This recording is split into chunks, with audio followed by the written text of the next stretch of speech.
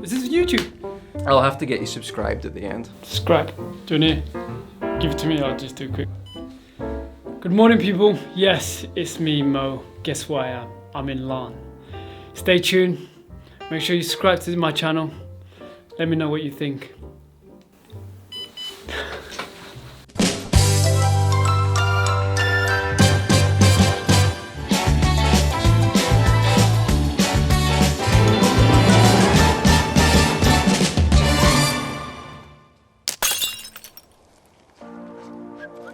There's been a lot of strange news recently for various reasons, but probably the strangest thing that has happened to me recently is finding out that Sir Mo Farah is coming to Northern Ireland, to Larne, to run the Antrim Coast Half Marathon.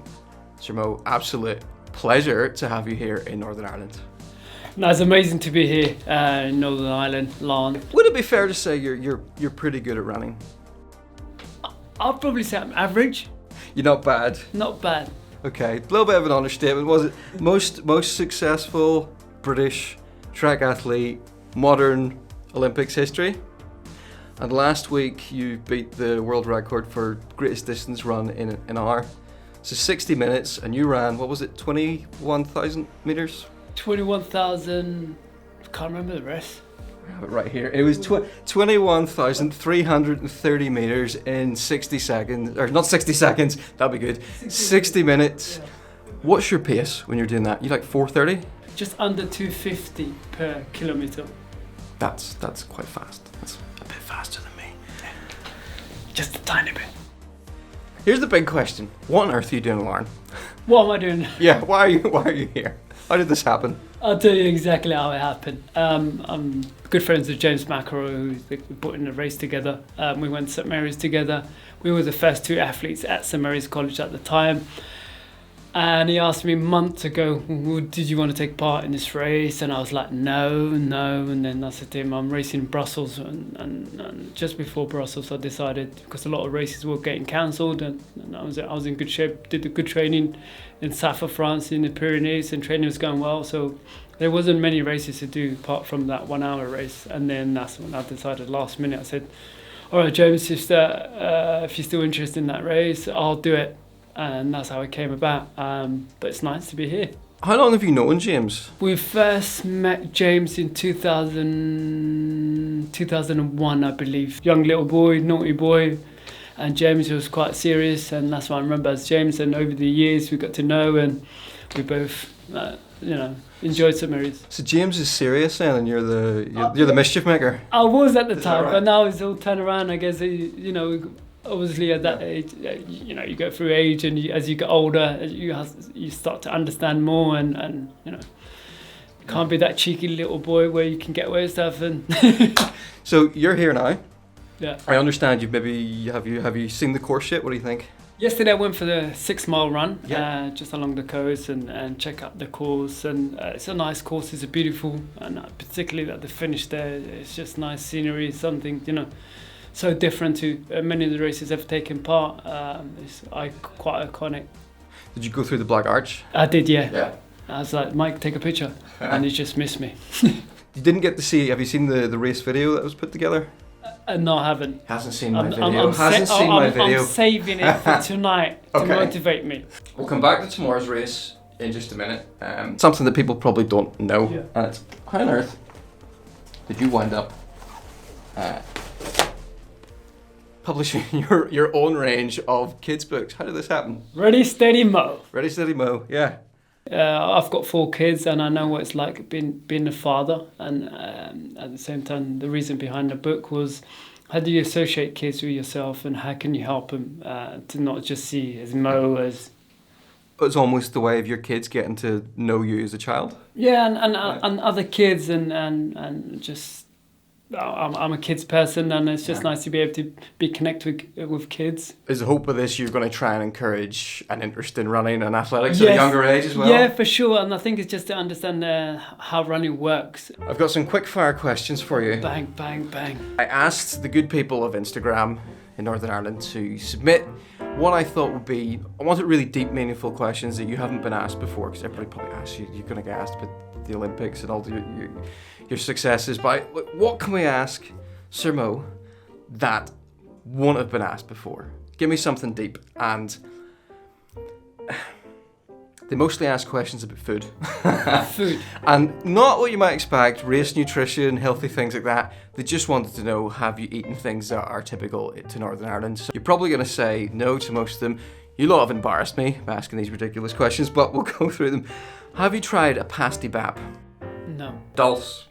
Dulse is a dried seaweed that when you're eating it, it's like strips of cowhide that tastes of fish and salt. No. Have you tried Yellow Man? Yellow Man is sort of a hard candy, almost specifically designed to destroy children's teeth. No, definitely not. An Ulster fry? No. Potato, cheese and onion crisps? No. No. I've only been here, less than 24 hours? Exactly. Ask questions that there might be some answers to. Now, this one is oddly specific, and this one is obviously from somebody who maybe knows St Mary's. Yes, go on. This is, during your years at St Mary's, did you ever eat a Lenny burger? Does that mean anything? A Lenny burger? Yeah. Yeah, I think I might have done that. What is it? I don't know. I got this question. I think I did. That rings a bell. Lenny burger, yes. I think there was a place where James and the rest of us. That rings a bell. Okay. I think I've eaten that. I've said yes to that. Is James standing there? James, just a quick one. What's a Lenny burger? It feels like it rings a bell, but I don't know. There was a burger down there. I remember there was all Is that Lenny? all sorts of complications with McCash, but I don't know if that was it. Was he Lenny? Okay, Lucy, you've asked the most difficult. Lucy O'Dell has asked the most difficult question. No, it didn't happen. Okay, yeah, I mean, I think going by those food questions, probably quite a large proportion of Northern Ireland should probably be taking up running. None of those are healthy. Have you heard of the Spud Run? It's called No, the Spud Run. I've not tried it. No. Highly recommend it. We could get you signed up for next year. Do you think there's extraterrestrials out there? Extra? Aliens? Yes, there's a lot of aliens out there in the world I'm not even aware of. No, I'm just kidding. I don't know. What's the worst thing to eat before a race? Or maybe the worst thing you've most regretted eating before a race? Before a race, cereal. Cereal? Yeah. Yeah, it doesn't work well on my stomach. Is that with milk or is with that milk? Yeah, just with milk, a lot of milk. Yeah. So I have that, and then going to the race is just not great. Sprint off to one side. Can you do a Northern Ireland accent? Can I try teaching you a phrase? It'd be Baltic in Northern Ireland. That's different language to me, mate. Sorry. I might need plenty of practice in. That's a phrase. It's Baltic in Northern Ireland. Close enough. Baltic Northern Ireland. Close enough. A few things I'm really curious about myself, because I would run, and I know when I run, I tend to zone out. When you're running, what do you think about? Is it just race, concentrate, or do you ever get into like a equilibrium where you're just... All depends on what time you run. If I run early in the morning, I'm always thinking positive. I'm going to get this done, get that done. In the afternoon, a little bit, you're more like, just need to do this, need to do this. So your mind has a lot more to think about. During the race, you just zone out. Race is like, doof. Just put in and think about how you're going to beat your opposition, what you need to do. You feel a little bit tired, get through this mile, next mile, and continue on. But during training time, my mind's always thinking. During the race, do you think about your cadence and your posture, or at that point is that all dialed in, or are you constantly I think you just adjusting? try and just stand up tall and just run and get through the miles. I think I'm not even thinking about unless I go over halfway. So tomorrow's race, I'll try and get over 7 miles, and then I'm like, oh, I need 4 or 5 miles to go and get through it, rather than think, oh no, it's 2 miles now. Yeah. Do you ever drift off during a race and have to bring your head back? Yeah. Sometimes you do drift off. You like slow down a bit and drift off, but you have to just stay within tune. Bring it back. So tomorrow then, what part of it are you going to be having to think the most? Because the first part of it's a lot of, there's a lot of through the town. Is that where you have to be most alert? I think you just always alert, but at the same time, I think once you get nice straight run, that's almost like as good to go. But I think the main thing you have to think is the twist and turn. Just make sure you're aware of, and there's no athletes behind you, and you're not cutting anyone up. So away from the races, away from the training, away from all of that, do you ever just get out to run for pure pleasure? Or are you always thinking, I'm training? Yeah, it's the pleasure. It's almost like, even though you're always training, it's almost like you feel relief when you run and finish your run. It's just almost like, I feel great now, I can go and chill out, I can go do this, rather than first thing in the morning, if I don't run and run in the afternoon, you always go, I need to run.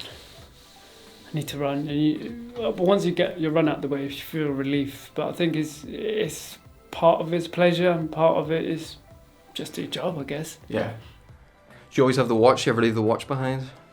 Yeah, I've always had the watch just to guide me, and I think I just got used to it, to tell you how many miles you've done and roughly. I can't go out the door and run and roughly know, because you know the trails and you know how far you're going to get to it.